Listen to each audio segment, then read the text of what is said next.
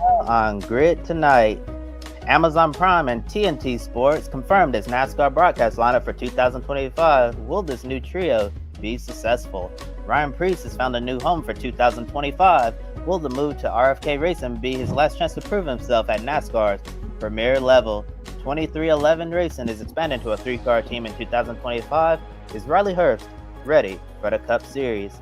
Hello to all of our viewers watching here in the United States and around the world. Welcome to Grid Tonight, your weekly motorsports news program. I'm Kobe Lambeth, and we have a packed house tonight on a very packed news night. And with me are Joshua Birch from JB Motorsports, Matt White from Grid Endurance Performance Index, Jonathan Fiel from the Racing Experts, and Matthew Owens from the Ultimate Sports Radio Network. We encourage everyone to comment in the chat, ask questions, and support us through Super Chat. And now, Josh, take it away with our top story this season. I have a feeling that we're going to be on the air for a while, so I encourage you to grab your favorite snack, your favorite drink, sit back and enjoy.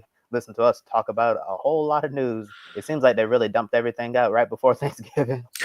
They really have, haven't they? Good morning to everybody watching as well. Hello, Kobe. Hello, Matt. Hello, Jonathan. Hello, Matthew. It's nice to see you all here as well. Me and Matt White might look like icicles at the end of the day. It's minus, and we're outside in our booths as well. So this is not going to be pleasant, but we will get through the longest show of the year and begin with, because on Monday, Amazon Prime and TNT Sports confirmed the broadcast team for the 2025 NASCAR Cup Series season. Dale Earnhardt Jr. was previously confirmed to be part of both teams, and now we know who will be joining him. Junior will reunite with his former crew chief and NBC Sports colleague Steve Letarte, who will continue his role with NBC alongside his new commitments, while Adam Alexander comes over from Fox Sports as the play-by-play commentator. Returning to TNT is a big homecoming for Alexander, who previously did play-by-play during NASCAR's previous stint with TNT.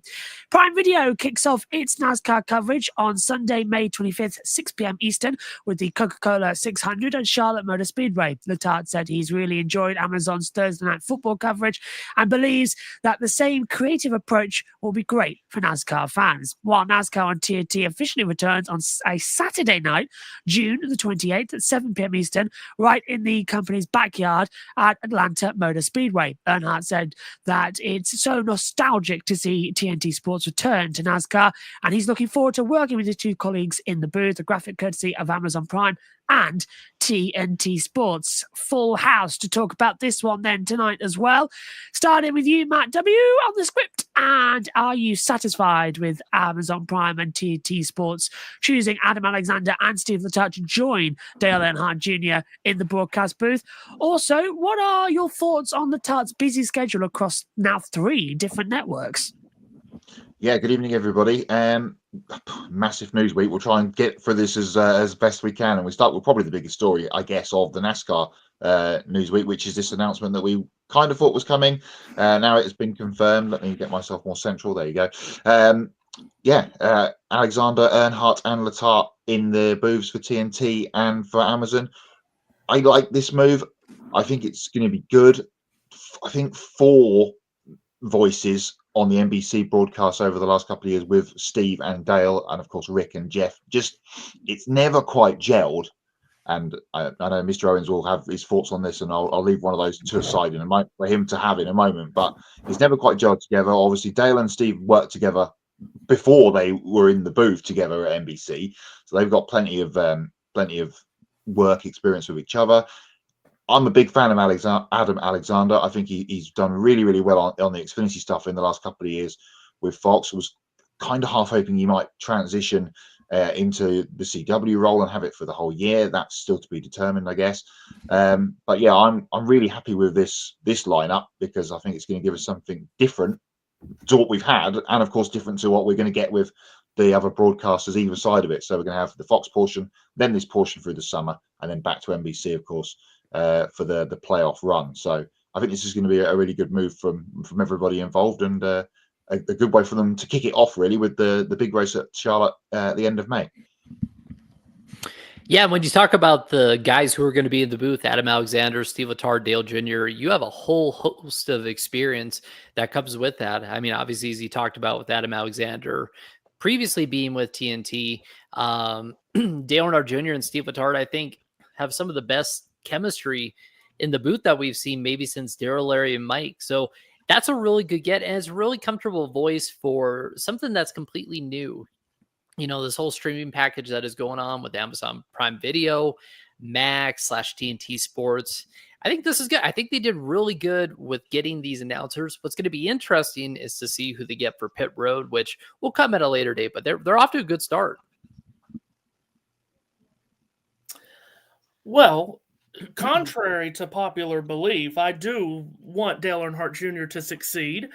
By the way, thanks for having me as always, guys. I think it's imperative for this to be a success for NASCAR, for Amazon, for TNT, especially on the Amazon side, because they're making such a big splash as the new partner in on NASCAR coverage, and the first time NASCAR has ever gone to a streaming, what do we call them? Streaming channel, whatever, streaming option. They need to make this a big splash, need to make it a big success. I think from Adam Alexander's side, this is a huge moment for him. He's done cup races in the past with TNT. A little more than a decade ago, did that 6-race stretch with Wally Dallenbach and Kyle Petty. This is huge for him, though, because now he's getting to big-time races. He's getting to crown jewel races, calling the Coca-Cola 600, Amazon's first race, calling the Brickyard 400 at Indianapolis, and then, of course, you throw in the in-season tournament, which TNT will get the whole of, which is the stupidest thing NASCAR's done in years, but let me not go on a tangent about that. But this is huge for Adam Alexander, who has worked with so many different people over the last decade with the Xfinity series on Fox. Very rare that he had the same booth with him week to week when he was doing those races. And I actually think that made him a better broadcaster, working with that many different people week after week. And it didn't give him a really good chance to build chemistry week in and week out with that booth, but it made him a stronger broadcaster. Now he's back with an opportunity to work with the same two booth mates, to work with the same director, producer, and so on for a 10-week stretch. I think that's huge for him. The chemistry between he and Dale and Steve is going to be what makes this a success or a failure. We do not know this yet, or at least if this has been announced, I haven't seen it. Amazon will get the first half of the season's practice and qualifying shows, minus the Daytona 500. Then True TV and Max will get the second half of the season's practice and qualifying shows. Matt White knows this very well about me. Practice and qualifying shows are great. Great chance to get on TV with a booth and just talk. You have to make the storylines because, as we know, during that hour or 2 hours of practice and qualifying, there's not a lot of built-in storylines, right? You have to make it up as you go along. If that booth is doing the practice and qualifying shows, I think that's the best way to make this a primetime booth. I'm with you on that as well. From my own experience covering practice sessions, and we've all done them as well, it's the best time to sit back and have a conversation, because in qualifying, you're usually having to focus on the action with a little bit of the storytelling. The race, you're constantly on the screen. But in practice, it's basically a podcast that you have with a little bit of what's going on track. So best way and shape and form to get into a running partnership as well. Adam says as well in the chat, I like the Amazon Prime TNT Sports broadcast lineup. I have respect for all three gentlemen as well coming into it. Ben Schneider said as well, not a bad booth. I'm less concerned about Dale and Steve's chemistry. They've worked together for years. The big question is how they'll fit in with Adam Alexander as well. That's going to be the big thing as well. We don't want another Formula One incident like with Jonathan Ledgard and Martin Brundle. Not to mention Dale and Steve should have actually been on the same side of the booth this time. I agree with Matt. 4 people is way too many for one booth as well. We find that problem a lot. Jonathan, I think you've got a thought coming in a second. By the way, big prayers for Lee Diffie as he's recovering from knee surgery. Yes, he's getting his knee straightened. He said the boomerang has now changed. And as well, we've got a comment saying, hey, Jonathan, as well. Jonathan, you got a point. Yeah, well, I was just going to say, with having Steve Letarte and Dale Jr. in the booth and how they're going to mesh with Adam Alexander, I think Adam Alexander is going to do good with that, because if you remember on the Xfinity broadcasts, Brad and Joey working together, and Adam kind of fed into that. So I think he is a good choice for that. So I'm excited about that. And of course, with Adam Alexander becoming play-by-play on Prime Video and TNT, it did come as a bit of a surprise to us all because he was rumoured, of course, wasn't he, to become the lead of the Xfinity Series broadcast on the CW. Now, if you look at the Tarts 2025 schedule on Amazon, TNT, and NBC, I guess nothing could stop Alexander from doing the Xfinity races too on the CW. Because for nearly a decade, Alexander did the play-by-play for the Xfinity Series on Fox Sports. And looking at Fox and NBC, there's no reason to expect any major changes, but maybe we'll get a surprise or two during the off-season. However, it does look like Rick Allen's departure as well. For him, his future of broadcasting is uncertain, given how many people celebrate his career at Phoenix as well, which personally, I know he's not, whether they like him, dislike him, I reckon they did him a bit dirty. They could have sent him off for the full season before bringing Lee in. Just saying, but Lee's done a fantastic job in the broadcast, and I think has really risen NBC's game up a million times better. But Matthew, starting with you on this one as the Oracle, do you think that Adam Alexander could still be in a role for play-by-play at CW? And are there any specific changes you'd like to see with Fox and NBC's NASCAR broadcast team? I can name a few. Oh, let me get out the scroll. Let's start with Double A. I don't think he'll be at CW. Obviously, it's a possibility. I think if he turns out to be that booth, the entire booth of he, Dale, and Steve, if they do practice and qualifying, I think that would probably be done from a Charlotte studio until it comes to Charlotte and the 600 weekend where they'll actually be on the track. I think the CW is in an interesting position to go very different because this is their first foray into this. I think they could go very different. We'll see what they end up doing. Maybe they do get Adam Alexander. I don't exactly anticipate it. I hope, as I said earlier, with Adam Alexander, I hope he's able to take real command of this Amazon and TNT booth, and I hope they give him the freedom to do that because we know that Amazon and TNT, they are going to frame this as making Dale Earnhardt Jr. the star, and as well they should. He's the most popular driver 20 million times, and he's still the most popular person in the sport, even though he hasn't driven full-time in nearly a decade now. But I hope Adam has full control of the booth, and he's given that because Dale at times needs to be reined in. He didn't get that at NBC. We can talk for hours about how that went wrong. The 4-person booth and 2 of them being split into different booths was a huge reason for that, in my opinion. Can Adam rein him in when he needs to? That's to be seen. As far as the CW goes, like I said, I think they have a great opportunity to do something totally different. Obviously, we had that report about Alan Bestwick going to Fox for IndyCar. That hasn't been confirmed. So I suppose until that gets confirmed, we still have to put him as someone that's in the mix for CW moving forward. I also would say this, too, about the CW's coverage. If you look at those start times, which y'all talked about last week on the show, they went big on some late start times and getting these races to end well into prime time.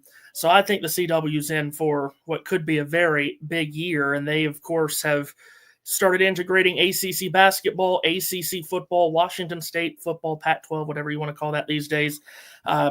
Golf has been a mess. No one watches live golf.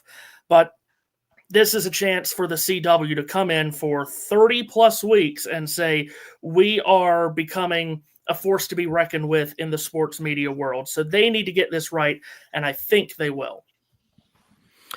For sure. And I think that Adam Alexander could still be in play for the CW role because you look at it, the stretch that he has with TNT and Amazon Prime, I mean, this is a 10-week stretch. There's still 23 other weeks, or give or take a few, where he could be in the booth. And I mean, with his knowledge of the Xfinity series, personally, I call him Mr. Xfinity because he was in the booth for 10 years and cycled through so many different people in the booth, as we alluded to, and so many different drivers and how the series flows that, I mean, the CW could definitely take him on. And maybe he could be with them during the TNT Prime Video stretch, similar to what Rick Allen did with NBC as well. So, but I think you're right there, Matthew. This kind of opens the door for some new possibilities, kind of like with the 2001 TV deal where we saw, Alan Bestwick step up to a full-time role. We saw obviously Mike Joy come over from CBS, but you got to see guys like Larry McReynolds and Darrell Waltrip kind of come into their own and, get into announcing roles. So this is a great time for new blood in the sport, fresh blood, or even like, people in, kind of who have been calling races and maybe lower ranks. I think of a guy like Eric Brennan, who has called some ARCA races, has done a really good job with doing that. I mean, that could maybe be an opportunity for him, but I think realistically can't rule out of Alexander out of it with his expertise of the Xfinity series and with the way the schedule goes. And as far as the Fox and NBC booths, I think what they have right now is good, especially NBC. I really like what they've done with Lee Diffie and Jeff Burton and also, Steve Letard. Like, that is a really pristine booth, in my opinion. With Fox, obviously, I know that we're going to have to prepare for the one day, whatever that comes, where Mike Joy will eventually retire. Maybe he won't. I don't know. But I think another season, Kevin Harvick, Clint Boyer, they have the chemistry. I think there's some things they're probably going to work on in the offseason that will really shine through this season, but we'll have to see. Yeah, the Fox point's interesting because Clint and Harvick, there was a couple of times during last season, whatever you want to call it, where it went a little bit that way with both of them, and Mike had to pull them both back. And Harvick was trying, but Boyer was trying to take them to a different place, and it got a little bit out of hand from time to time. But generally that worked. The NBC portion at the end of the season with Diffie coming in has really stepped up their game, as we've talked about multiple times.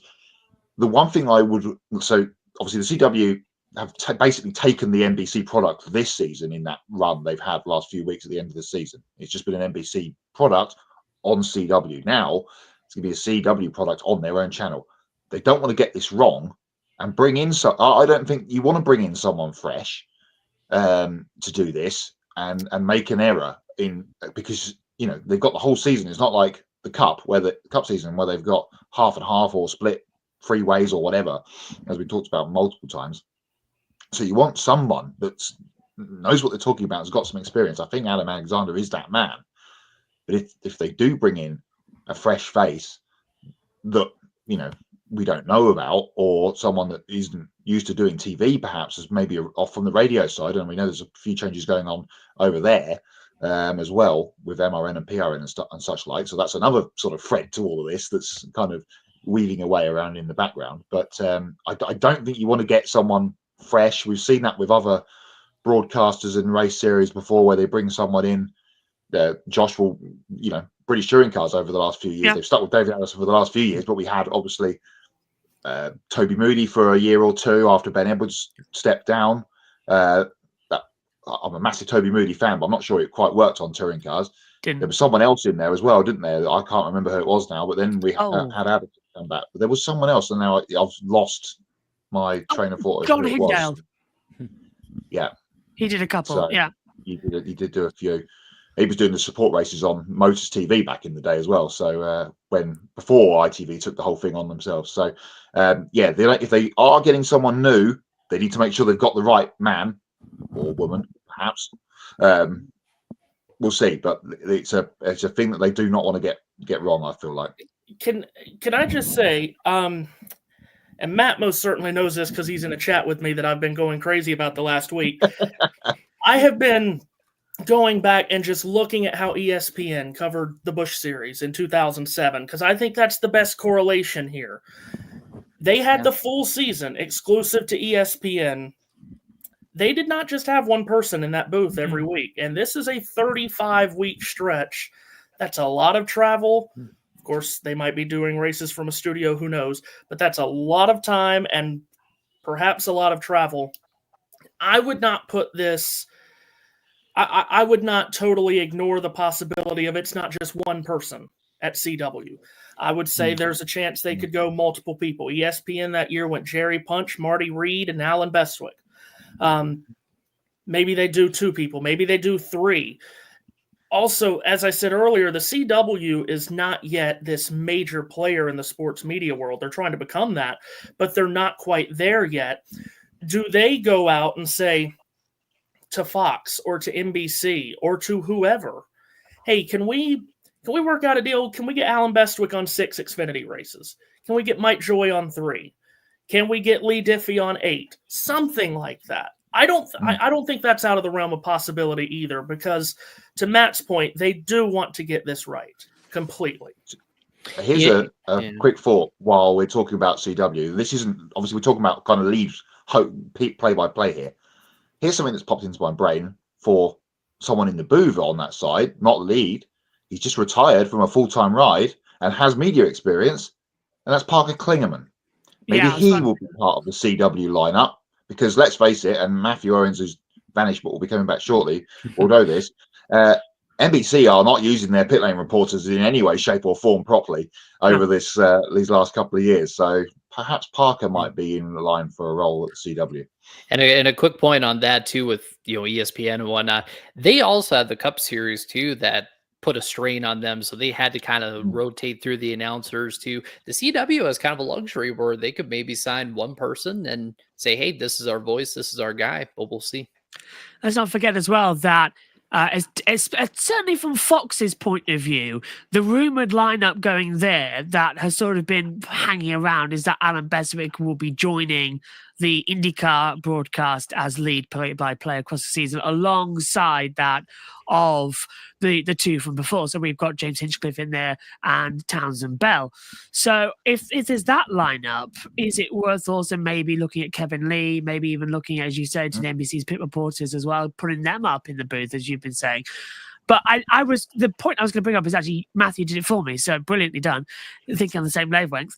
It's a long season to have every race live. I mean, even me and Matthew have been sharing the box this year in leading the NASCAR coverage as well, because it's too much to do it all ourselves. And Matt, you know yourself, because we've been moving around everywhere and we've crossed paths as well. So it's a difficult year to get right with one person. So you've either got to go with someone who's really young, who doesn't have a family, or really old and is experienced and the kids have all grown up or doesn't have any kids. So you've got to really get that balance right.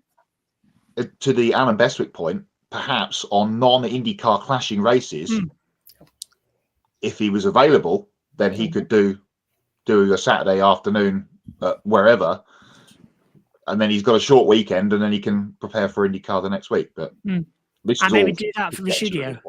Yeah, indeed. It's going to be really interesting to see as well. One more point I want to bring up on this is that I want to ask quickly, does this work better from a fan's point of view, having the 36 races split up into half and half? 3 different broadcasters, 3 broadcast teams, 4 different networks, yes, but 3 different teams. You don't experience the burnout, and you don't experience everybody getting bored of hearing the same voices for too long. Is this sort of, in that respect, a very good deal for the fans in such a long season? Yes. Let's go first. Yeah. Yes, 100%. It is. Competition makes each network better. It's always been that way. Yeah. Back in the day, where CBS, ESPN, ABC, TNN, TBS, a lot of networks. And to the garbage of people saying we won't know where the races are, get a grip. Go on Google. Go on NASCAR's app. Good heavens. It tells Stop you. with we won't know where the races are. Enough of that. This is going to be great. And you're going to get the best of both worlds in this. As we said, Xfinity gets CW gets every Xfinity race. And that's free, by the way, in 100% of homes, by the way, to the other garbage that's getting spewed about that. Get an antenna. You're getting the best of both worlds here. You really are. And to the point of the recent, I'll get to Adam's point quickly, but to get to the recent point, last few years, especially when we've had this Fox and NBC split, you get to beginning of May, and it's people will get the ball will begin to roll of, oh man, we've had enough of Fox, can't wait for the NBC portion. And then we get to halfway through the playoffs and everyone's going, oh god, apart from maybe this year when Diffie's come on board, I can't wait to hear Mike Joy again next year.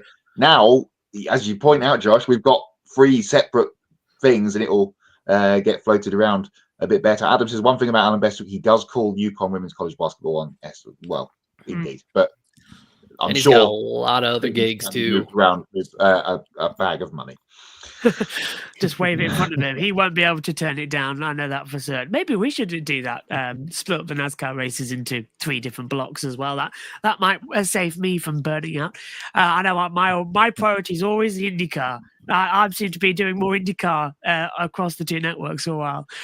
Okay, moving on then to our second story of the evening, still NASCAR related, and what is a very busy week.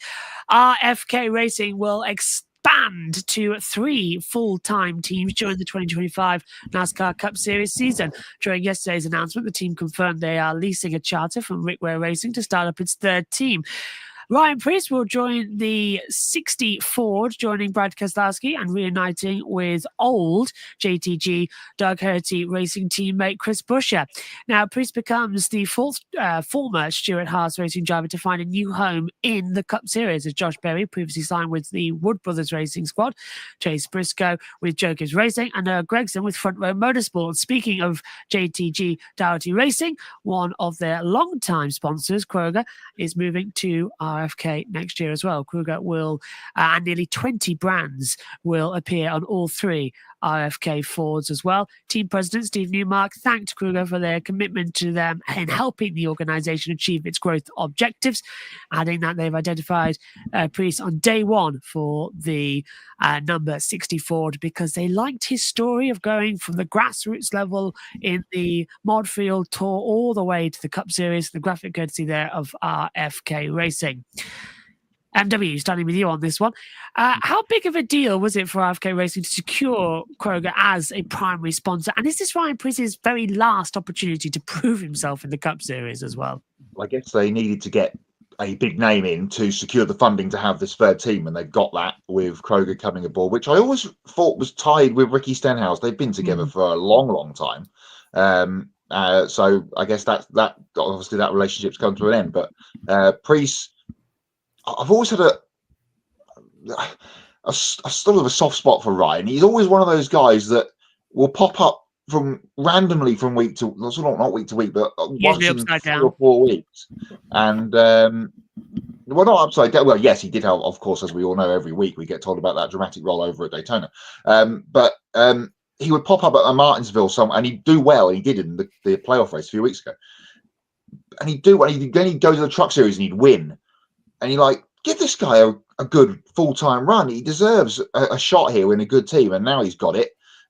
He's already tested for the team behind closed doors a few weeks back. So this has been in the pipeline for a while, and now it's finally out. So good news that we've got, and there's been a lot of talk over the last couple of years of the big names leaving the sport. And we had that with FedEx, of course, on Phoenix Sunday with their announcement that they'll be leaving Denny Hamlin at the end of this season, which hasn't happened, of course. So it's a good thing that we've got one of these big names sticking in, and with all the tie-in brands that they've got, we'll see multiple paint schemes on that 60 car and the others throughout the season. So I think this is all a good news story for everyone involved. Yeah, I agree. And it's great to see like someone like Brad Keselowski continuing to invest in the sport and give back to what, has given him so much. But I want to talk about the broader deal of this, Kroger leaving JTG Doherty Racing. Part of the press release and what they talked about in the press conference I was sitting in on over Zoom was how Jody and Tad Geschecter, of course, JTG Doherty Racing, the JTG of that, or JTG of that team, it sounds like they're pretty much done with the 47 team. At least that's what indications look like. And of course, that picture was floating around social media talking about Hayek Motorsports. Some people, Davey Siegel, Taylor Kitchen, I noticed on Twitter had kind of pointed out how I believe it was Gordon Smith, one of the owners of JTG Doherty Racing, one of the big stakeholders, is related to Hayek. So it's a changing face of that team over there.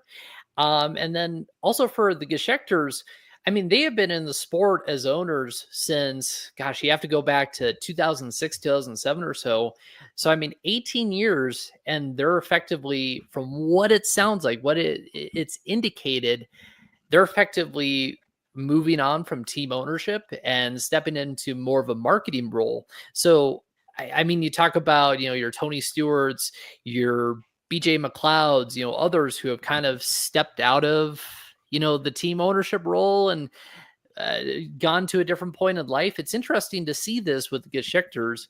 But when you look at RFK Racing, I mean, again, like I said, great move for the team, great move for them to expand, a great sponsor as well, who really wants to invest in the sport. Often, like you said, Matt, like FedEx leaving the sport, it's great to see them doubling down. And also with Ryan Preece too, who honestly, I don't think has been given an adequate shot in the Cup Series, because you look at JTG Doherty Racing, that ride that he had was uncharted toward the end, SHR on the decline, and then finally shut down. I mean, this is the first time he gets like a solid team to race with and really prove himself. Well, it is sad that, as you said, we could be losing Tad and Jody Geschichter, because no one has been harder working than that duo in getting sponsors on that car. Goodness knows, Matt knows we do the starting grid every race, and we say Ricky Stenhouse Jr. from Olive Branch, Mississippi, and the Kroger and Velveeta and Coca-Cola, Chevrolet. I mean, they have sponsors all over that car. Kroger's been on that 47 for ages, going back to AJ Allmendinger and Bobby Labonte, even when he was in that 47 car. Marcus Ambrose coming to mind too. Yeah. So that's going to be very strange and sad that, as I said, we're losing Tad and Jody Geschichter, of course, almost 2 calendar years away from winning the Daytona 500. As far as the RFK part of this, I want good things for Ryan Preece. I think we all want good things with Ryan Preece because of what you said. His story is inspiring. He took the world by storm a handful of years ago when he bet on himself and went out and won Xfinity races and won some truck races. And like you said, Jonathan, you're absolutely right when you say he, with JTG, a car that just was never going to go, a declining Stuart Haas, but at some point he's going to have to step up and show that he's worthy of a Cup ride. Hopefully he can this year, but I'm going to wait and see what happens here, because I don't know if this is the time for RFK to go to 3 cars either. We've seen in the past 2-car teams expanding to that 3rd car, and that 3rd car can struggle to get going, to hit the ground running. We'll see. Chris Buescher, of course, was a real contender for the championship 2 years ago, and then this past year had countless of chances to win in the regular season, somehow didn't, and then got the win at Watkins Glen. And you think about how different his season could have been had he closed out Kansas or Sonoma or Darlington in the regular season to make the playoffs. Brad Keselowski, a win this past year, nearly winning both Talladega races too. I just hope Ryan Preece can keep up, because that's a really good duo that RFK already has. Hopefully they will not see a fall off as they go to the 3rd team. Looks good, doesn't it? As we've got some more comments coming through, because Ben Schneider says Preece needs to win. I don't think that's an unreasonable expectation. He'll have the equipment and he has the experience. I hope he can prove himself. I'm very sorry I might sneeze because the nose is starting to freeze up. Matt, I hope you're doing all right over there as well. It's really weird. It gets right to the end. It's literally feeling like it's going to fall off as well. I do hope Ryan Preece can get a win as well. He's one of the drivers who deserves it in NASCAR. I think one more than most as well. Speaking of somebody who I thought could also deserve a win after a bad season is the 2311, of course, of, well, we all know who, Bubba Wallace. But still, this is a team that's been in the headlines, and it's going to be interesting because they've announced that they are also expanding to a 3rd full-time team in 2025, with NASCAR Xfinity Series driver Riley Herbst graduating to the Cup Series. Now, Herbst will drive the number 35 Toyota, and he'll join Bubba Wallace and Tyler Reddick at the team co-owned, of course, by Denny Hamlin and Michael Jordan. In 5 full seasons in the Xfinity Series, Herbst has won 3 times and 34 top 5 finishes and 82 top 10s. He's got his first career win, of course, in Xfinity at his home track, Las Vegas Motor Speedway, in a dominant win in the fall of 2013. Then he got 2 wins this year and a thrilling last lap pass at Indianapolis and another dominant win in the season finale at Phoenix. So far, Herbst has made 8 starts in the Cup Series with a best finish of 9th at Talladega. Coming over with him from Stewart-Haas Racing is Davin Restivo as well. He'll be Herbert's cruise chief at the 2311 after finding success together in the Xfinity Series. Long-time sponsor Monster Energy will be Herbert's primary sponsor, and it's even easier because they're already at the team sponsoring Tyler Reddick. Herbert said it's a dream come true to race for Hamlin and Jordan, and becoming a Cup driver has been a goal of his since he started racing in NASCAR. Photo courtesy there of Riley Herbst as well. So, Matthew, starting with you in this one as well. In the last 5 years, we've seen Riley Herbst improve tremendously in the Xfinity Series. Is he ready for the Cup Series full time with 2311 Racing? I think he's ready. Piggybacking off of what I said about RFK, I don't know if 2311 is ready for him. Again, going from a 2-car to a 3-car organization, it's a huge jump. Not to mention, you add into that everything that's going on behind the scenes at 2311. I think it's peculiar timing. I hope this goes well with him. I think you hit the biggest bullet point of this move for me is that he still gets to work with Davin Restivo. We talk about, especially in American football over here, when quarterbacks have to learn new head coaches, new offensive coordinators, how difficult that is for them to get adjusted to. Same thing here. I know we love comparing this sport to stick and ball sports. Forgive me on that. Play off this, play off that. Am I right? Not having to learn a new voice at crew chief and not having to restart the communication and the dialogue and the verbiage with someone new, I think is a huge piece of this. So very good on 2311 for at least bringing Davin Restivo in to stick with Riley. No one earns my respect more than when you go out and win at Indianapolis, which is what Riley Herbst did this past summer, and in fantastic style in one of the races and finishes of the year. But I am concerned about the timing for not so much him, but for 2311. Well, I think with 2311, obviously there's everything going on with the lawsuit and whatnot, but, with opening up a third team, just with, I think some of the funding that Riley brings to the team, they were able to make this happen and make this possible, even with some of the uncertainties. So I think good move, getting some young blood in there as well. I said that a lot today, I realized, but, getting someone like Riley Herbst in there who has really improved tremendously. I mean, when he first came into the Xfinity Series, I know a lot of people hit out at him for saying, okay, what is he doing in this series? But he's really taken some great steps over the years to really become a formidable driver. I mean, he even said himself after the Phoenix race that, I have more wins than the person who's claimed to be the future of the sport. While he obviously did not identify that person because that would be just rude. He has obviously proven himself, and especially winning twice last season. And it's not like early on in his career, sometimes, Riley would get in some situations, maybe make some dumb moves, honestly. But now it has gotten to a point where he's a cleaner driver. He's more capable, more polished, if you will. And this could end up being a really good opportunity for him. We'll just have to see what happens. I think he's got a great team around him, and having a familiar crew chief can really help when, getting into the Cup Series as a rookie, never easy. You're having those bad weeks, and having someone you can lean on and say, hey man, you're the best. You're the greatest. You can do it. I believe in you. That goes a long way. So that'll help. Yeah, I agree with most of the points both of you have made there, really. He was a little bit outsourced, let's say, the last couple of years in Xfinity, but over the last sort of 12 months, he's cleaned up his act and he's winning races. And to Matthew's point, that Indianapolis victory in the summer was magnificent.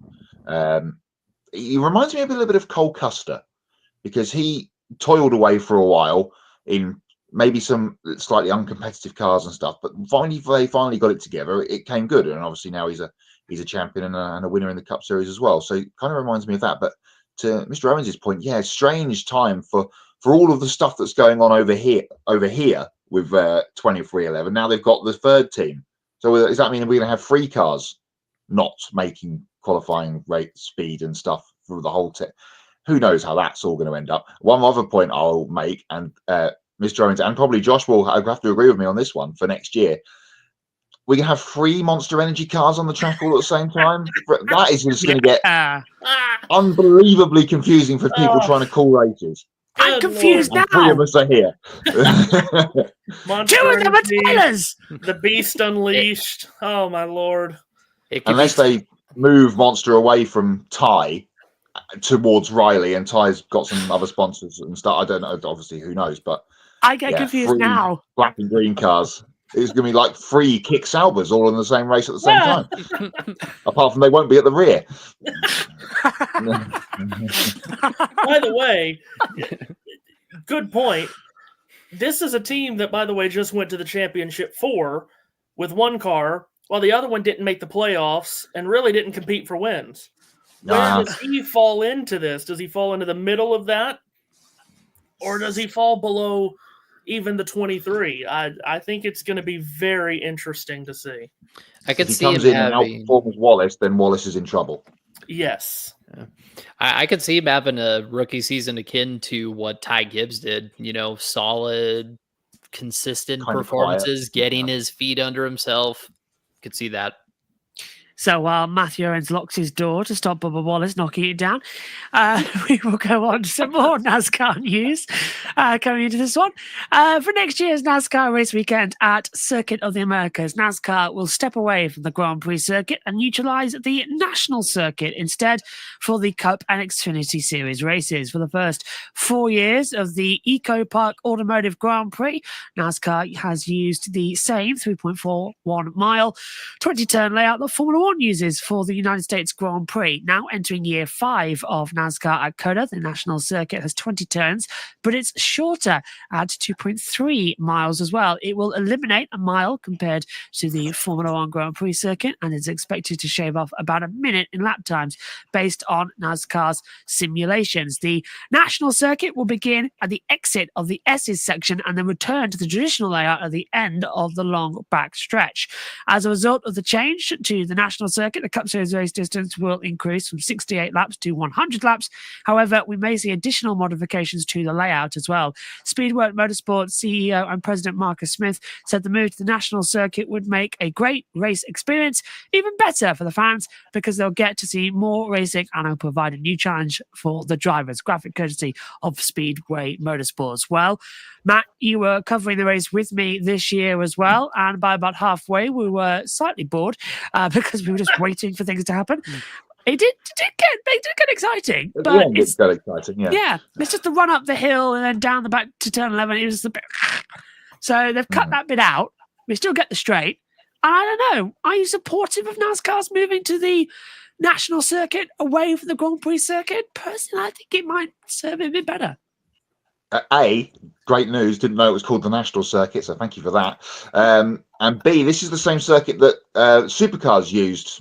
And Adam will remember this if he's still with us in the chat. When was that? 2012, 2013, when they came over for their one round in the States. They had 4 races that weekend, and all of them were pretty decent. Jamie Whincup blew everyone's doors off most of the weekend, but the races were good. So we're going to lose the second part of the last right and the little left over the hill, and then the long run down to the hairpin and back up the straightaway.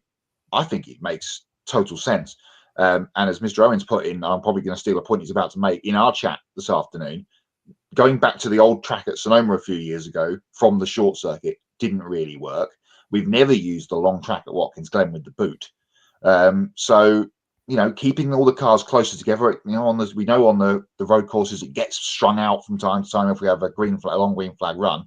And that long run down to the hairpin and back again was a little bit dull. And I just think shortening it up makes sense. I have the chat map. It was on my notes here, the commentary box. So there's the track marker at Kota, and basically, as Matt said, I can beat that. I'm sorry, I've got the official. Oh, yeah. Oh, yeah. I've got the Cold. F1. Look, I've got the FIA one, mate. This one we have. So basically, it's here. This is where they cut it off. It's this first section here from the S's. So after that, you go across here, basically. It's more in between 7 and 8. It goes So left. about here. Yeah. So there. So it just cuts off. So, but it cuts off all this section and the downhill loop. And everyone was going wide at turn 10 anyway. So going here and then the long back stretch, it makes more sense to cut it off. So basically, look, like that? Yes. But yeah, basically, yeah. There They you go. cut across at 6 now, basically. So There you go. yeah. Okay. That's yeah, pretty good, it's not Josh. just straight. It's not just a straight across. There is a little right-left kind of half chicane in the middle of that too, which from memory from the supercars days, which again was 10 years ago, there was some big high curbs in there. So we might see a few moves being made into 10 that would open up opportunities on that little short shoot to 11. We know what that whole stadium segment in the middle there is like. So yeah, I'm really positive on this move. I think it will work really well. Yeah. Who's next? Go. Yeah.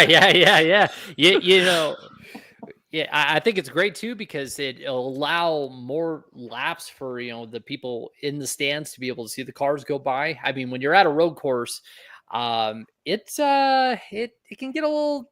I don't want to say tedious at times being a fan watching a road course race, but when a car passes by and you don't, see your favorite driver or the leader or the race for the win for 2-3 minutes, whatever. So I think it's going to enhance the fan experience as well, which is good. And, with some of the more technical corners, I think that'll also, put it maybe back more in the driver's hands. It's too bad to not see, as long of a straightaway as, we were comparing there with all the layouts and stuff. But I think there's some benefits with the fan experience. Yeah, and I think that's the biggest point is trying to make that fan experience as great as possible. But also, we've got to make the racing better at this racetrack. We've run 4 races, and I think all 4 are memorable for different reasons. The first one we raced in a deluge. That was terrible. The second one was the best race of them all, but you had Ross Chastain dumping 2 people in the last couple of corners to win, his first win. The third race, overtime finishes over and over, and no one could make it through turn 1. And then this past year, I say memorable only because it wasn't. It was a terrible race. We've got to do something to make this COTA race better if it's going to stay on the schedule. Hopefully this will be that, because we have a Texas problem in NASCAR. Everyone hates the Texas Motor Speedway. I understood that for a while. Last couple at Texas has been pretty good, including this past year, which had a really thrilling race, actually, if you could believe it. And now COTA, which has had its problems, as I just diagrammed. But I want to ask to pull a Marty Snyder here and do a report and then drop it back with a question to Matt. Since you've seen races at this course, I have not. Is this going to get track limits sewn up? Because we need to be done with that. We need to be done with that garbage. That was an absolute mess the entire weekend. Trucks, Xfinity, and Cup, track limits penalties here and there. And I'm sorry, this is the American mind, the American NASCAR mind speaking here. It doesn't belong in NASCAR. If it's paved, run on it. We got to get that under control this year, this time around. I feel like, so you'll come left off the S's. That's obviously all paved. We know that already. I'm trying to remember. I say it's been 10 years since I saw a race around that track, and I know. Hey, there we go. Matthew will attest to. There isn't probably a racetrack on the world that I've not seen a race at, and I'm trying to tick out those boxes as I go. But through that 8-9 on the diagram there at the top left, that is, I said, there's going to be some high curves there. 10, of course, will have grass on the exit because that's onto the straight where there isn't any tarmac runoff for F1 and MotoGP because they don't use this course. And then we're back into turn 11, of course, where that is the corner where we had the Max and Lando track limits controversy in the Grand Prix. You'll still have the normal track limits at 19, as IndyCar proved in their only one and only visit here. But yeah, there was a lot down there at the hairpin, and I think Josh said as well they were running wide through 10, the one under the bridge at the top of the hill. That was particularly eye-opening, let's say. So they've got rid of 2 corners that weren't really being, in air quotes, used properly, and they've tightened it up, and we'll see some side-by-side stuff through that chicane and into the 10-11. It's just going to conduce the field a little bit, and I think it's just going to be better. I'll also say Alan Cavana tweeted earlier. Now, he was on the call for PRN this past year at COTA. And, of course, with a track so large, PRN had to use 20 turn announcers. But he said he did turns 6 to 10 last year for PRN this past season. He said he was there for 2 days and there wasn't a single pass that he saw in that section. So, I mean, let's go for it. We got to do something to make this better. Yeah, not ball fest as that I was having, and you chose the right one to miss for your first of the season. I went in surgery and missed the best race of the year, so I was kind of miffed about that one, to be fair. So thanks coming in. Which one was it? Oh, it was the one just after.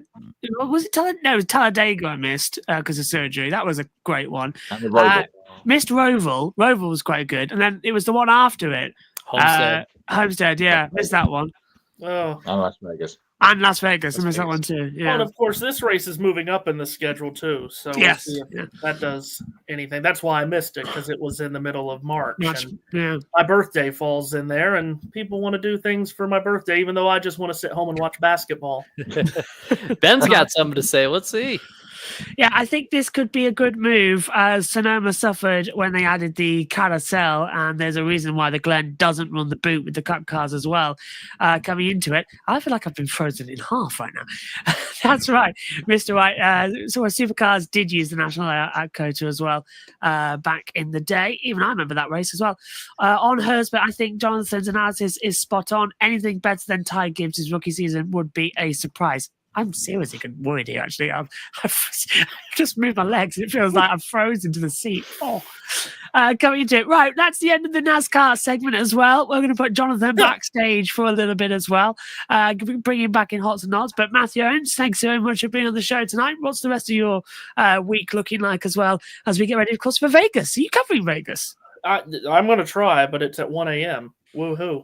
But yeah, thanks for having me on as always. By the way, Matt and Josh, there are people in this state like me that are really wanting the weather you're getting right now. No, you don't. How could you do not want this? I grew up in Minnesota where it's cold, and that's why I moved south. So don't careful what you wish for. Just letting you know, I'm tired of the 70s and the 80s in November, okay? Make November cold again. I want it to be cold. No. It's -2, and the commentary box is currently at -5. So what is -2 to 23. you for me? It's 23. Oh, that's not cold. Oh, jeez. Thank you. Good night. Good night. Remind me to freeze him, won't you? Let's get him over here. Get him to Brands Hatch. Put him in the middle of the cold, the wet, the rain, and then see if he complains. Silverstone on a wet day. Yes, yeah. Honestly, Brands in the cold nearly killed me 6 weeks. Oh, by the way, before we move on to Formula One as well, I'm now medically cleared. 6 weeks has passed. Hey. I am medically cleared. Released from the care centre. Yeah, I'm all good. You don't get rid of me that easily. Okay, that's creepy. If you heard that crash, that was me moving around, but a bottle in the commentary box has just cracked with the ice, and it sounded like it shattered. So it is cold in here. So let's move on then to Formula One as well. Last week, Formula One has agreed to a 6-year contract extension with the Automobile Club of Monaco to continue the Monaco Grand Prix throughout to the 2031 season. Next year's race on the streets of Monte Carlo will take place on Sunday, May 25th on Memorial Day weekend. However, 2025 will be the final year that we will see the Monaco Grand Prix on this date. The so-called motorsports Christmas of breakfast in Monaco, lunch in Indy, and dinner in Charlotte will go away in 2026 and onward. Monaco will shift to the first weekend in June, avoiding a clash with the Indianapolis 500. Formula One CEO Stefano Domenicali said he's delighted that everyone will continue to race in Monaco because the streets of Monte Carlo are unique and a famous part of the World Championship history. On Monday, we received news that the Canadian Grand Prix will take place in May, starting in 2026, because the organisers support F1's efforts to rationalise the calendar and make travel more sustainable for the whole paddock. With Monaco moving to June, we'll see the Canadian Grand Prix on the 3rd or the 4th weekend in May each year. Now, if it's the 4th weekend of May, there's a possibility that we could see the Canadian Grand Prix in action at the same time as the Indy 500, photo courtesy of Formula One. What a load of rubbish. Slow clap award to F1's resident lunatic, Stefano Domenicali, who, as far as I can care, can take his heels and go to MotoGP, even though I don't want him there either. What a load of rubbish. Matt, I don't even need to ask this question. Are you in favour of the Monaco Grand Prix moving back a week early to June? And are you bothered that Canadian Grand Prix could clash with the Indianapolis 500? I'll save you the time. What a load of rubbish. Yeah, I'd heard that Stefano Domenicali rumour, and I don't think it's true. It's not true. I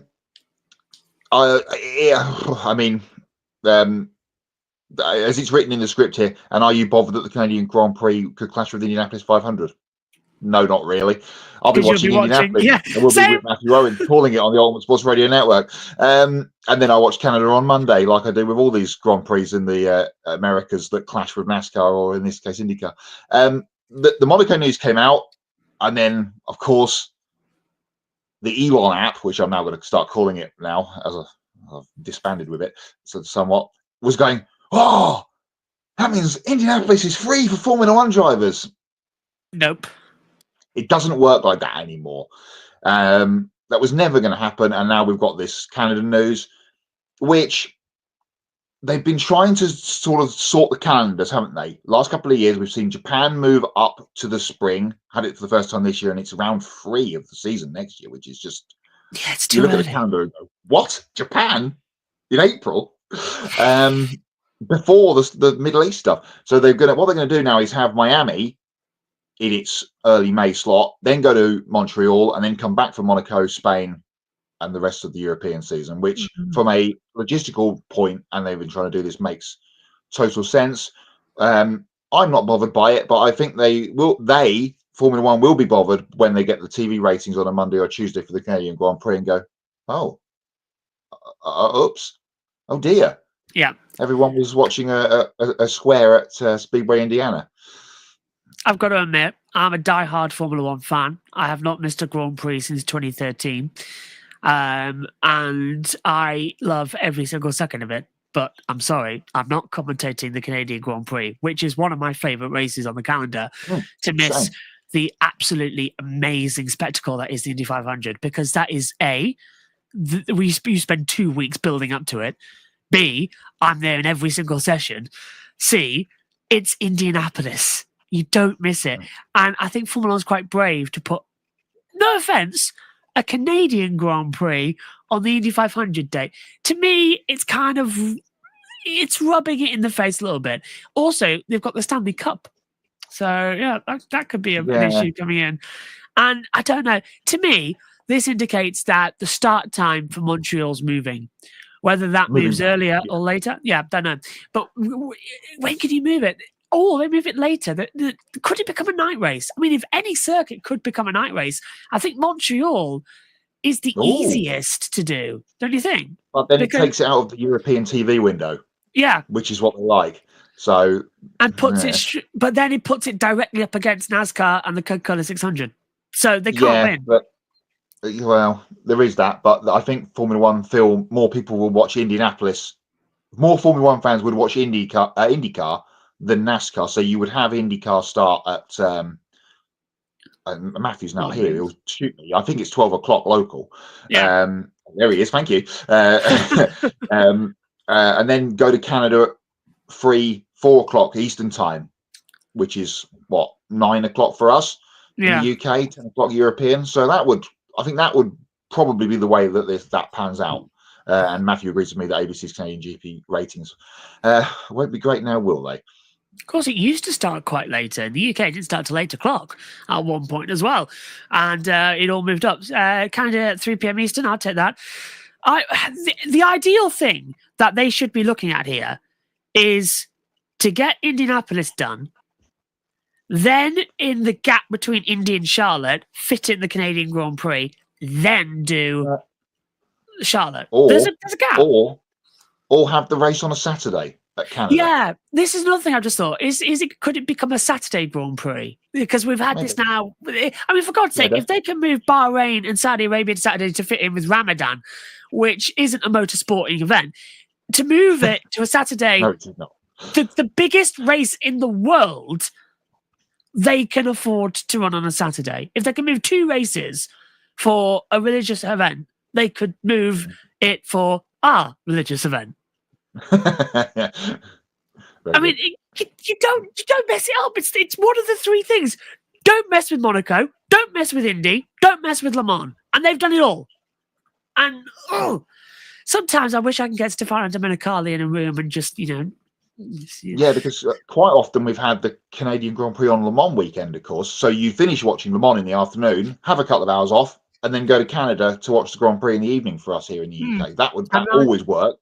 And they liked that in the old regime of Liberty and of the earlier days of Liberty and, of course, Bernie before it. So, again, this is back to the calendar shuffling and making everything a bit more streamlined. That's, I think, the headline point of this. And of course, they want to go in a straight line, so don't expect this to be the last time we're talking about calendar changes. And what I'm hearing, if you're a fan of Brazil, it could become the season finale again, as they want to go in a straight line. So we'll sort of zip back to the Gulf Air State and then zip back up to America and do the last triple races there, which is COTA. Yeah, so we'll do COTA, then Mexico, Brazil. And Vegas will be in there as well. So, yeah, that's how they want to look at it. 500 start time used to religiously be 11 a.m. local. It's now 12:45 Eastern. That's 5:45 here in the UK. And that takes a long time. If you shove the F1 race for 8:30, it should, even with red flags Indy, that should be enough. And to be fair, Megan might get her first chance to call the Formula One Grand Prix in the next coming few years. Okay, so with dread on the horizon, thanks to that, and there's plenty of time for the calendar to change. Canada might not even on the calendar, or it might move anywhere else, who knows. At this rate, we'll have the 2040 calendar announced as well, but in those days, probably no one will be racing anymore. So let's get the latest in the Greedy by update, and then Kobe will be on the other side as well, and we're going to get a timer on him because his segment's longer than ours. Matt, take it away. Thank you. Have a break, have a walk, keep your feet warm in the cold commentary box there while I do my thing, and then me and Kobe do all of the news. Grid Endurance Performance Index. Then we've only got 5 more races to go as of this point for the rest of the year. The GT World Challenge Europe at Jeddah is the only race this weekend because European Championship goes to Jeddah. It's the season finale for them this weekend. But at the weekend just gone, we had the last race of the Nürburgring Landstrecke Series. Alessio Picariello and Klaus Bachler winning for the Falcon Porsche team. They take home the Teams Championship.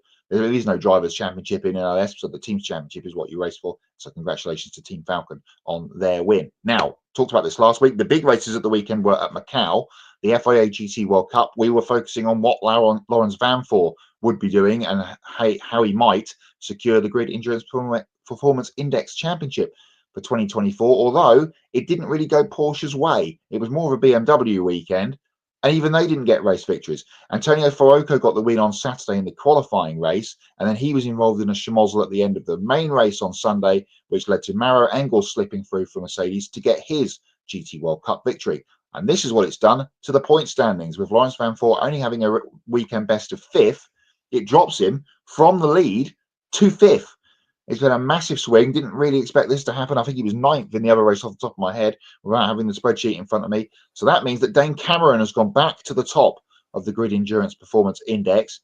And without something really random happening over the next 5 weeks, he may, and I will use this underline in italics, he may be the Grid Endurance Performance Index champion? We've got, as I say, 5 races left to go. We've got a Super GT race, the GT World Challenge Europe race at Jeddah this weekend, 2 races for the opening rounds of the 2024 to 25 Asian Le Mans Series, and the Golf 12 Hours. There are the 5 races left between now and Christmas in the Grid Endurance Performance Index. Dane Cameron will not be featuring in any of those, I wouldn't have thought. Certainly Andre Lotter will not, and certainly Colton Herta will not. He's certainly on holiday from his IndyCar exploits through the season. So that is how the Grid Endurance Performance Index top 10 stands. Perhaps Kenti Yamashita and Shoshobi there in 9th and 10th can make gains in that last Super GT race. We'll see. They're only 2 points behind, so that could be where we look next in the point standings. There is the top 50 as it stands. Not too many changes after that race at Macau this weekend, but the big one is that Dane Cameron, is back to the top of the Grid Endurance Performance Index for 2024 with only a few more weeks to go. Massive week of news as we've documented. Kobe is going to be back. We've not seen him since the start of the show. It's his turn to take the mic. I'll perhaps pitch in with a couple of stories here and there because the news segment is massive. Kobe, take it away. Thanks, Matt. I'll do the best that I can, but here we go with a dump truck load of news. RFK Racing announced its endurance driver lineup for the 2025 IMSA WeatherTech Sports Car Championship season. This comes a few weeks after announcing its return to IMSA's GTP class with 2 Acuras and stacked full season lineups, with Tom Blomqvist and Colin Brown returning to the number 60 Acura and Ringer Van de Zandt teaming up with Nick Yellowly in the number 93 Acura. However, for the Michelin Endurance Cup races, 6-time IndyCar champion Scott Dixon will be in the number 60, while 3-time IndyCar champion Alex Palou will share the number 93. MSR IndyCar driver Felix Rosenqvist will team up with Blomqvist, Brown, and Dixon for the Rolex 24 only, and with Chip Ganassi Racing taking a sabbatical from IMSA in 2025 and giving each driver's ties to Honda and IndyCar, it made sense to give Dixon and Palou these Enduro roles, while MSR has announced a 4th driver for Daytona yet in the number 93 Acura. Super Formula driver Kakunashin Ota tested with them last weekend during the IMSA sanction test at Daytona. Ota finished 4th in the points this year in Super Formula over in Japan and won the doubleheader season finale races at Suzuka. He told Sports Car 365 he felt confident that the offseason test at Daytona could lead to a chance to compete in the Rolex 24 with the team and maybe get a future IndyCar test. Graphic courtesy of RFK Racing. I think Ota did a good job at the test at Daytona, but Max Verstappen got to try out the Acura GTP car. I believe it was just yesterday or the day before, and Verstappen made comments saying that he would love to do the Rolex 24 at some point one day in the future, but given the F1 calendar and how extensively busy that is, he doesn't know when that will happen. I will say MSR hasn't announced who's going to be the 4th driver in that car, so if it's meant to be, it would be nice to see Max Verstappen on the grid in next year's Rolex 24 at Daytona. Penske Entertainment has acquired the rights to the Acura Grand Prix of Long Beach. The California Crown Jewel Street Race on the NTT IndyCar Series calendar will now be operated by Roger Penske's group after acquiring the Grand Prix Association of Long Beach from longtime event promoter Gerald Forsyth. Next year's Acura Grand Prix of Long Beach will be the 50th edition, so they're planning to celebrate the special occasion, and the race will air on BitFox on Sunday, April 13th. Roger Penske said his group is thrilled to be the new stewards of this cherished, iconic event, and he's excited to work with everyone in Long Beach to ensure the continued success and growth of the street race that means so much to the IndyCar community. Graphic courtesy of Penske Entertainment. Joda Sport announced 6 drivers for the 2025 FIA World Endurance Championship season.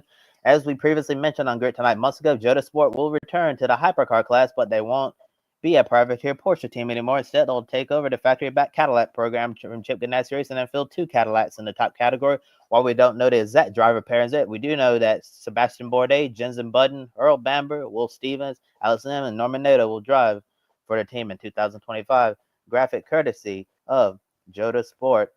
Parker Retzlaff will not return to Jordan Anderson Racing next year in the NASCAR Xfinity Series. Retzlaff's top highlights from the 2024 season were winning two surprise poles at Richmond and Martinsville, both on short tracks. He also competed in the Cup Series for the first time and was in contention to win the Coke Zero Sugar 400 at Daytona on the final lap. And Retzlaff was driving that number 62 Chevrolet for Beard Motorsports. And on the statement you see on the screen, Retzlaff says, "As my sophomore season in the Xfinity Series comes to an end, I'm announcing that I will not be returning to Jordan Anderson Racing and Bommarito Autosport in 2025. I can't thank Jordan Anderson and John Bommarito for giving me my first full-time opportunity to race in the Xfinity Series and allowing me to chase my dream. Thank you to all my sponsors, team members, and supporters for your encouragement. while driving the 31 these last 2 years. As I close this chapter in my book, I am grateful to have had such a supportive team behind me. And that statement there from Parker Retzlaff. Pratt Miller Motorsports announced its LMP2 driver lineup for the 2025 IMSA WeatherTech Sports Car Championship season. The number 73 Oracle 7 Gibson LMP2 entry will be shared by Pietro Fittipaldi and James Rowe, with additional drivers who will be announced at a later date. Fittipaldi gets an IMSA program with his future in the NTT IndyCar Series up in the air, as a return to Rahal Letterman Lanigan Racing is looking increasingly unlikely. Rowe will also continue to compete in Indy Next for the third consecutive season with Andretti Global, with some sports car racing on the side. Pratt Miller is also going to continue operating the Corvette Racing by Pratt Miller Motorsports program in GTD Pro, graphic courtesy of the team. And after a disappointing first year back in the IMSA WeatherTech Sports Car Championship, Ford and Multimatic Motorsports are doing a complete overhaul of their driver lineups for 2025 in GTD Pro, starting with the number 64 Ford Mustang GT3. Believe it or not, Mike Rockenfeller is the only full-time driver from 2024 who is returning. Rocky will be joined by Seb Prio, who started off 2024 with AO Racing and GTD Pro with eventual champion Lauren Heinrich in the Rexy Porsche, but Prio left the team before the end of the season to focus on his duties with Multimatic. Ben Barker will join Rockenfeller and Prio for the Michelin Endurance Cup events, who drove the Ford Mustang GT3 this year at Proton competition and the FIA World Endurance Championships LMGT3 category. Meanwhile, the number 65 Ford will see Christopher Mies team up with Frederick Vervish for the full season. Dennis Olsen, who also has experience with this car from WC competition, will join Mies and Vervish for the Enduros. With these drivers confirmed for Ford's GTD program, it means that Joey Hand, Dirk Mueller, and Harry Tinknell won't return. And in a statement, Ford said while Hand and Mueller won't be driving for them in IMSA next year, we haven't seen the last of them and teased an upcoming announcement for Mueller. Photo courtesy of Ford Performance. As MotoGP ownership prepares to go through the transition from Dorna Sports to Liberty Media, the series unveiled a new brand identity. MotoGP came up with this new look after collaborating with the world's largest independent design studio, Pentagram. And in the press release, MotoGP said its new identity is more than just a logo. It's a complete evolution of the brand, which includes artwork, motion, typeface, visual identity, and verbal identity as the series begins a new era under Liberty Media. The M and the new logo is inspired by two bikes close to each other on the track. The O's represent the wheel's geometry. The T is the rider between them, and the GP part shows the track itself. Graphic courtesy of MotoGP. F1 Academy released its schedule for the 2025 season. The 14-race, 7-round calendar will kick off in Shanghai, one of 3 new tracks to F1 Academy, followed by a return to Saudi Arabia and Miami, then a visit to Montreal, Canada for the first time, and after that, they'll be back at Zandvoort and Singapore before concluding the 2025 season with a new track on the streets of Las Vegas. Graphic courtesy of F1 Academy.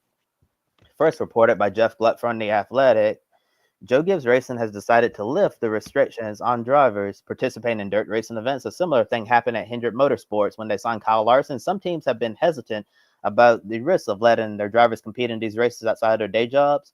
Team owner Joe Gibbs told The Athletic that JGR came up with a process where drivers can request specific races they want to run outside of NASCAR as long as they get approval from the competition department. This includes dirt and other disciplines of racing. Bell also told The Athletic that he was surprised by the team's change in policy, but welcomed the change, with another fellow dirt racer in Chase Briscoe joining the team, and also his teammate Ty Gibbs has showed his growing interest in dirt racing as well. Photo taken by Chris Grayson from Getty Images. After spending the first 3 years of his NASCAR Cup Series career in the number 38 Ford, Todd Gilliland will have a different look in 2025. With Michael McDowell leaving for Spire Motorsports, Gilliland will stay with Front Row Motorsports and slide over into the number 34 Love's Travel Stops Ford. The 2025 season will be Love's 13th consecutive season with Front Row, and Todd's father, David Gilliland, was the first FRM driver to run the Love's Travel Stops paint scheme in the 2013 Daytona 500. Now Todd gets to follow in his father's footsteps by running a Cup car in these colors and assuming a leadership role within the team as their longest tenured driver. He said it's humbling to race for a company that represented his father, and he still remembers watching his father David Gilliland drive the Love's Travel Stop Ford, well over a decade ago. Graphic courtesy of Front Row Motorsports. And some big news coming out of the NTT IndyCar Series. Arrow McLaren parted ways with team principal Gavin Ward effective immediately on Monday. In a statement, the team said it was a mutual and strategic decision to move on from the leader of its IndyCar program as Arrow McLaren positions itself for growth and performance in 2025 under Ward's Leadership Paddle Award. Number 5 team was the most consistent team in the organization, while the numbers 6 and 7 teams experienced numerous changes and played catch up to the number 5 team in performance. McLaren CEO Zach Brown thanked Ward for the past 2 seasons and praised him for the role he played in the team's transformation. Ward himself praised the people-first culture that he helped establish at Era McLaren and plans to spend some time at home with his wife and 2 daughters before deciding his next career move. Photo taken by Chris Owen from Getty Images. Well, actually, from Penske Entertainment there. With his full-time career in the Repco Supercars Championship in the rearview mirror, Mark Winterbottom has secured a seat in the Endurance Cup races. 6 years after parting ways, Winterbottom will return to Tickford Racing in Ford. Frosty will shadow number 6 Monster Energy Ford Mustang with Cam Waters for the Ben 500 and Bathurst 1000. He'll also serve as a mentor for the team's Super 2 drivers. During Winterbottom's previous stint at Tickford, which began in 2006 and ended in 2018, he won 38 races, the 2013 Bathurst 1000 and the 2015 Supercars title. With Winterbottom teaming up with Waters, it likely means that James Moffitt will slide over and co-drive with Thomas Randall next year. Frosty said he's so excited to return home to Tickford and Ford because they played a massive part in his career. He added that the team feels like family, and when it was announced that Team 18 was moving on from him, people were telling him at Bathurst just to go back to Tickford. Now, having a new role as a co-driver and mentor, he'll be passing on his knowledge to the next generations of drivers in supercars.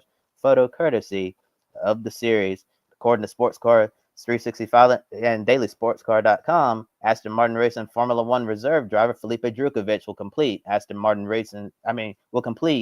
Express Racing's driver lineup for next year's Rolex 24 at Daytona. Drukovich previously drove for Action Express earlier this year in the 24 Hours of Le Mans, and now he'll join Jack Aiken, Earl Bamber, and Frederick Vesti at Daytona in the number 31 Whelen Engineering Cadillac in the GTP class. The 2022 Formula 2 champion tested with the team and last weekend's IMSA sanction test at Daytona. It was also confirmed that Bamber, who's replacing Pippo Durrani at Action Express in the full season lineup, will prioritize his WC Cadillac program with Jota Sports, so he'll miss the clash at Laguna Seca. And as a result, Vesti is going to share the number 31 Cadillac with Aiken that weekend. Photo courtesy of Action Express Racing. And after losing his ride in the NASCAR Cup Series with Kaulig Racing, Daniel Hemrick will drive in the Craftsman Truck Series in 2025. Following an impressive season with Christian Eckes behind the wheel, Hemrick will replace him in the number 19 Chevrolet Silverado at McAnally Hilgeman Racing. Hemrick returns to the Truck Series full-time for the first time since he drove for Brad Keselowski Racing in 2016. It's also a huge year for Napa because they'll be celebrating their 100-year anniversary and 35 years with team owner Bill McAnally. Hemrick said this is a great opportunity for him to compete for race wins and chase another championship. Graphic courtesy of McAnally Hilgeman Racing. Richard Childress Racing announced changes to its competition department after a tough year in the NASCAR Cup Series. Keith Rodden is receiving a promotion from interim competition director to vice president of competition. Coming over from Stewart Haas Racing, former crew chief Johnny Klausmeyer will become the technical director. Also leaving SHR for RCR, Chase Briscoe's former crew chief Richard Boswell will be Austin Dillon's crew chief and lead the number 3 team. Meanwhile, Randall Burnett will stay on as Kyle Busch's crew chief. Graphic courtesy of Richard Childress Racing. And last but not least, Juncos Hollinger Racing signed Stingray Robb to its NTT IndyCar Series driver lineup for the 2025 season. This is a homecoming for Robb, who previously drove for Team co-owner Ricardo Juncos on the road to Indy. In 2020, they won the USF Pro 2000 Championship together. It wasn't announced which car Robb would drive, whether it's the number 77 or number 78 Chevrolet, so that will obviously come at a later date. However, the future of Roman Grosjean with the team is unknown after he acknowledged that the team is currently looking for funding in a recent interview with Marshall Pruitt from Racer.com. So who knows if Roman Grosjean will stay on the IndyCar grid full time, but if not, at least he has the Lamborghini program in IMSA to fall back on in a graphic courtesy of Juncos Hollinger Racing. And after all of that, Matt, I'll throw it over to you for pick a winner. Thank you, Kobe. Have a lie down for that Herculean effort with the news. One other quick story that broke today that I'll throw in here: Mercedes back to the World Endurance, or coming to the World Endurance Championship next season with Iron Lynx, who were running Lamborghinis this year. We talked about Lamborghini stepping away from Hypercar in the World Endurance Championship a couple of weeks ago on the show, and they have now got Mercedes on board, so another brand back in the WEC for next year with the Iron Lynx team. Pick a winner, as you mentioned.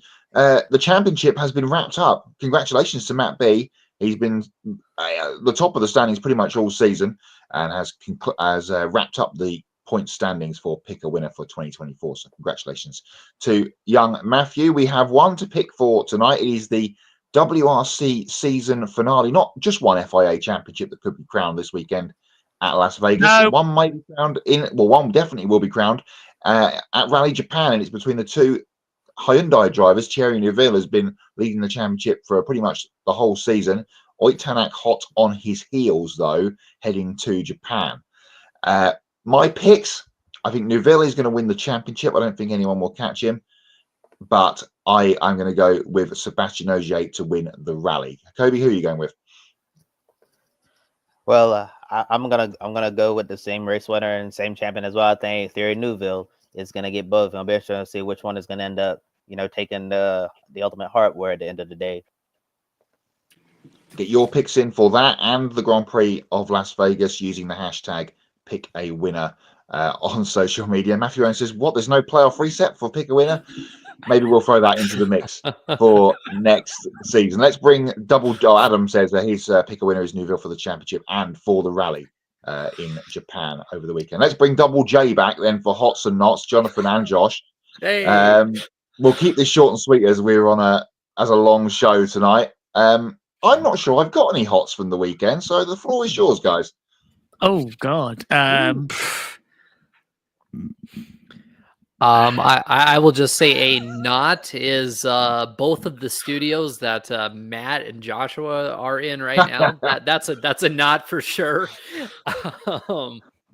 Yeah, I think a hot. I'll say Riley Herbst. We talked about him early on, just how he said, "Hey, I am the guy. I am the one. Like, I can do this. I can step up to the Cup Series." And now look at this. He has got a full-time Cup ride, which has been right there with the RFK Racing ride as one of the worst kept secrets in the garage area, quite frankly. On that note, 2311, another hot. They are going to be able to race as an open team without being bound to that antitrust clause. So that is a win for them, win for Front Row Motorsports, who, of course, we mentioned he's going to drive the number 34. So, I mean, saw a couple announcements because of that. And again, yeah, the not is, I still just go back to how you guys are absolutely freezing right now.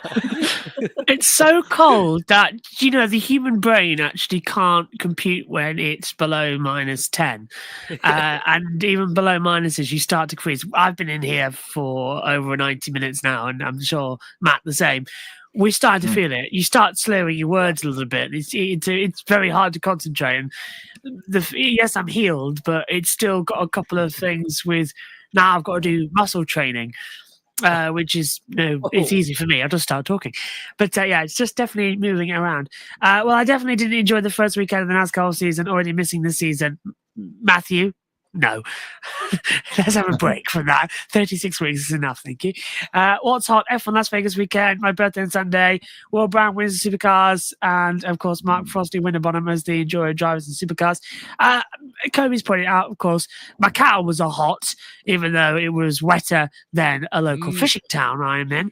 But it is ridiculous how good that racing was, both in, well, I want to say especially the GTs. Mara Engel getting the win, but Antonio Fuoco getting punted off the road at the last second as well. That was quite a entertaining race as well, with Van Holt as well. I enjoyed the GTs fundamentally a lot. Formula Regional, that's it. Goodbye. You're never coming back again after what happened. I think that's got to bring back the F3s there. What was it? 7 red flags in qualifying. And they had to be talked to by Rui Marquez. And then the race on Sunday had 1 red flag for, I think it was rain. I can't remember. Could have been an accident. But it was ridiculous. And no, it was a pile up at turn 3. Yeah, so that was the reason for the red flag. So yeah, kind of like it was always going to be a goodbye. And then it did rain, but that was on the Saturday, so we had a red flag for that. But in my opinion, the Formula Regionals didn't work. We need to go back to the Formula 3s ASAP. Biggest not for the weekend. the fact that the Macau motorcycle race couldn't get started. Really looking forward to that. Commentating with Julia and Lizzie Whitmore as well. Julia couldn't, of course, come to the MotoGP in the end, but we managed to have Lizzie Whitmore on, which was a definite hot. There she is, just above there, her number 34. Great to have Lizzie on, and she's joining the comms team in Vegas and a couple more of the F1 races this season as well. So brilliant to have her on. That was a definite hot, and biggest hot for me. Arguably, the right man won the championship, because yes, Pecco Bagnaia may have won 11 races, but he was only on the podium around about 12 times out of the 40 races. Compare that to Jorge Martin, who was on the podium 32 times across everything and won nearly every bloody sprint we had. So, yeah, that was kind of the ultimate hot. The right man won the championship. And 107,000 viewers for testing yesterday. Blown away with that. Wow. And it's just the atmosphere for MotoGP in 2025 is going to be akin to Formula One. We've got the Ducati 8 broken up. We've got a world champion now on an Aprilia who likes the Aprilia, goes well on it. Marc Marquez is on a Ducati factory. He went well yesterday in testing as well. Everything's slowly slotting into place. So that's a great hot for me. My only hot, I probably would say, from the weekend, or actually two. Now Adam brought it up in his comment. Will Brown going to Red Bull, winning the championship in his first year in supercars. Excellent. He's been solid all season and couldn't have gone to a nicer guy. Two, you're right, Josh, about Jorge Martin. And it was like, oh, what's the celebration going to be? And actually, it was quite good with the ice block and the gun thing and the Terminator mask. Yeah, indeed. But as someone pointed out on Twitter, he should have gone into the Aprilia garage, said Alicia Spargo, give me your levers and your motorcycle, because that's what he's getting for next year. I have not. You mentioned it, Formula Regional at Macau. There's no point putting 12-year-olds on that racetrack in those powerful cars in wet weather. It just doesn't work, and it was proved at the weekend. Ugo winning those are hot for America. Ugo winning is a hot. He could be the next F1 bound American, so something to keep an eye on. He's got the ability to be a world champion. You know, if he gets it right, he could be an American world champion. He's super good in any condition. I think he's confirmed for F3. I think we mentioned that a few weeks ago for next season. So watch out for him next year in Formula 3. Logos, knots. Jonathan pointed it out in the chat behind the scenes here. That MotoGP logo is what? Good. We've lost him before he said something controversial, because I quite liked it. Woo! We lost him. I liked it. Man. I did. I liked it. I liked it mainly because I love the checkered flag logo, but it was not brand appropriate for the. I think the new one could be better, add a bit of color into it, and I think they are going to do that. But I like the idea that it's streamlined a little bit. I'm back. Hello. Right, go. Right. Sorry. The cold has got to me. It's not as bad as the new Jaguar logo. Oh, yeah. That's doing the rounds over the last one. Jaguar, the car company, of course. We know them from Silk Cut Jaguars at Le Mans, the HSBC sponsored Formula One team. Paul Generosi's Rocket Sport team in the ALMS a few years ago. Formula E. And now it looks like something you could buy at JC Penney. Yeah. That's a good way of putting it. It does. And their sales will tank because their logo is terrible. And they put a little video out today with lots of people with feathers doing a dance. That's not how you sell cars. It just isn't. See, it's not a Jag anymore. It's a Jag. Yeah. Welcome in. I knew you were going to say that. Yeah. It just. Yeah. I want to clarify too. So for my hot for 2311, getting their way with the open teams, I will say that is hot for 2311 because it adds a lot more certainty to their season. So wanted to bring that up before we wrap that up. Another hot.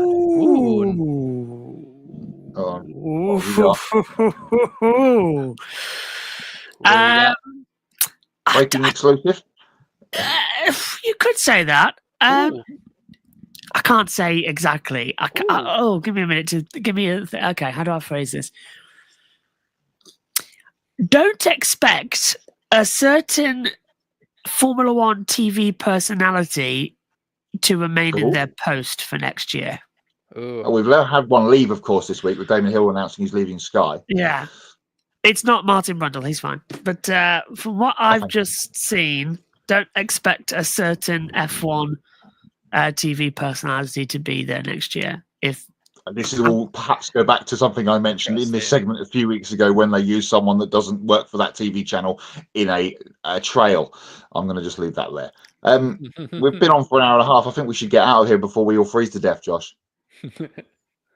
Please, thank you. He's caught up in the rumor. I'm going to do. It's not just a rumor. That's come from one of my panic sources as well. He works in media. Okay, I'll tell you boys after we get off here. Right. We can't talk about rumor, but yeah, don't expect them to be there for much longer. Okay, so taking a look at our upcoming schedule, of course, it's pretty much slimlined nowadays. Saturday, Grid Live pre-race as well. Sunday, our Grid Live wrap-up will be at noon Eastern to recap the Las Vegas Grand Prix and the World Rally Championships season finale in Japan as well. Please do continue to subscribe to our YouTube channel. Thank you very much for helping us reach 1,000 subscribers. Now we're well on the way to the road to 2,000. You can hit the bell icon to get notifications when we go on the air, and follow all of our social media platforms and visit gridnetworktv.com. You can take 5 minutes to invest in the Grid Network through Patreon. You can join Colin, Mark, Deshelle, Robin, David and Matthew, who invest each month in the Grid Network. We encourage you to join these fine folks who help us keep us on the air, and once we hit $500 per month, we can start sending our team out to the track to cover more races and continue expanding our coverage. The link to all of that is in the video description. If you want to make a one-time donation, you can click on the Buy Me a Coffee link. You can get your name on the board and invest as much as you want. Consider buying a specific on-air personality a cup of coffee, and they'll thank you on the air. For Kobe Lambeth as well, hello Kobe, Matt White from Grid Endurance Performance Index, Jonathan Field as well from the Racing Experts, and Matthew Irons from the Ultimate Sports Radio Network. I'm Joshua Birch from JB Motorsports. Thank you very much for watching. We'll see you next time. Breathe.